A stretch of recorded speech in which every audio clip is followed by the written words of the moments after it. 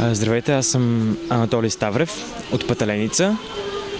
19 години съм, занимавам се с театър в Паталеница от 10 години вече. И съм студент по актьорско майсторство в надфис, първа година. Да, ти си от тези актьори от школата, т.е. които вече продължават пътя си професионално. Има ли разлика обаче в начинът ти на възприемане на пиесата, когато си бил дете и сега вече, след като си първите стъпки, нали, съвсем професионално така да се учиш да бъдеш актьор? Да, то малко е трудно да преценя, защото като постоянно съм с това и трудно мога да дам оценка на прехода, който съм извървял, но от момента, в който влязох в академията и започнах да гледам по някакъв друг начин на нещата, някакви други нови неща да научавам. Да, измени се от последната година, но за хубаво, според мен.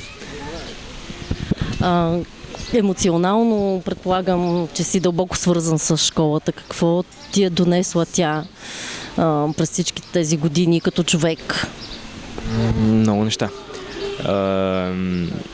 Освен дисциплина и отношение, позиция като човек,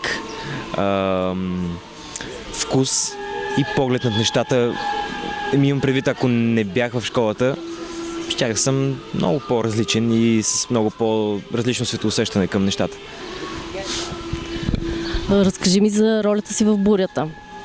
Бурята, моят герой се казва Тринколо.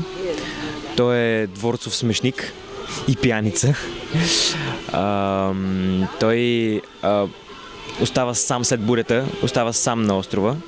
Искам да кажа, отделен от другите на брега. След това намира своя приятел Стефано, с който решават, че могат да завземат този остров, но в пиянството си не постигат нищо и накрая биват изобличени и опозорени пред всички.